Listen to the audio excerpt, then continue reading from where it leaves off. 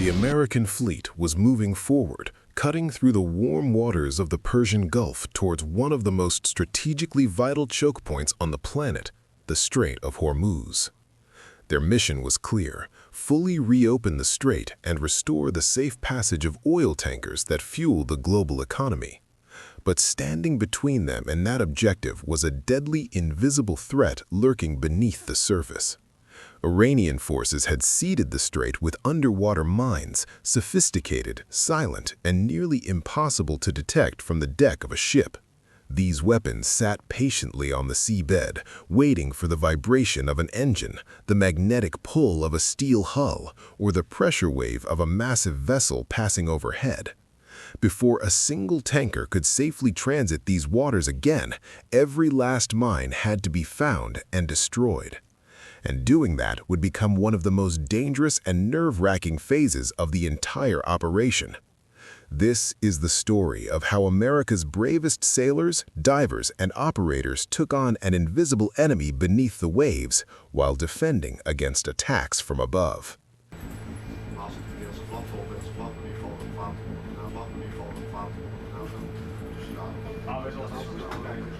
When most people think of naval mines, they picture the old black spherical devices floating on the surface with contact horns, the kind you see in World War II documentaries. Hit one and it explodes.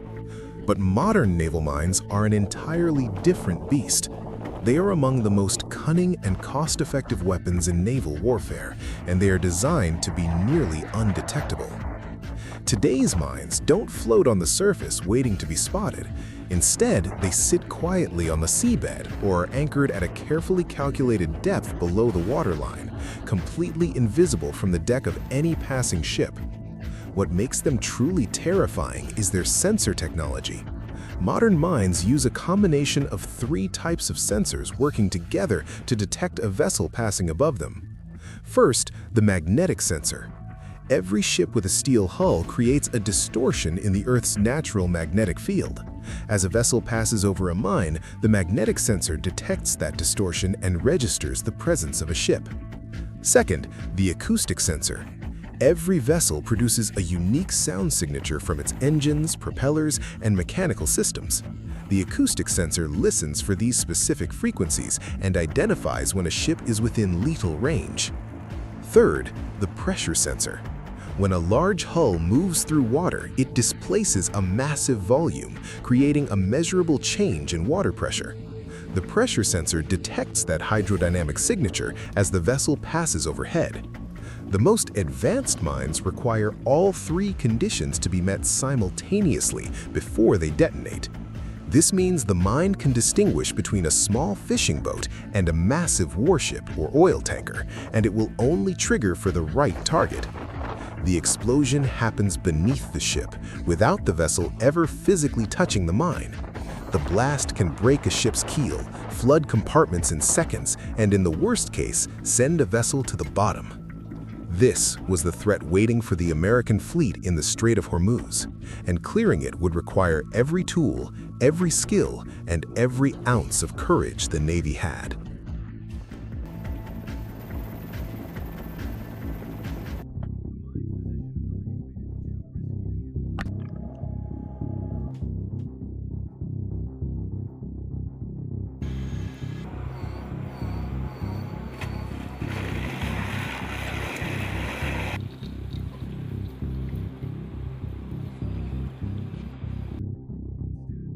As the fleet entered the mined waters of the strait, the entire operation shifted into a different gear.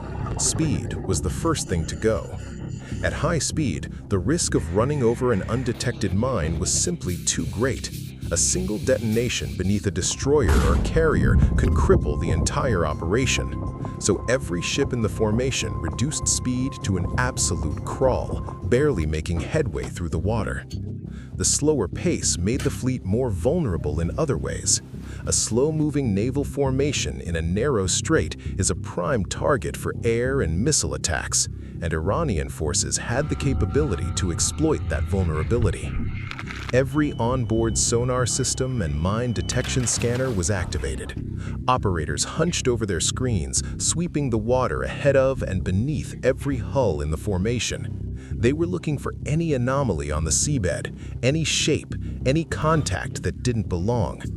On the upper decks, the defensive posture was maximum. Sailors manned their battle stations behind heavy machine guns, their eyes constantly scanning the sky and the water.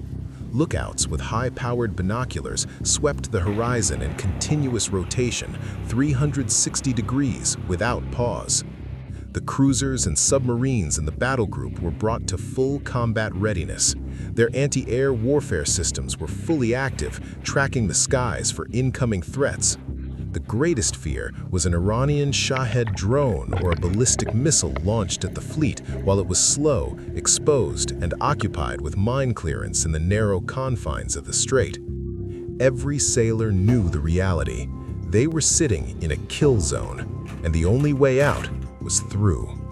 While the ships crept forward, the fleet's helicopters launched from the carrier deck and began flying systematic patterns over the water ahead of the formation. These weren't just observation flights.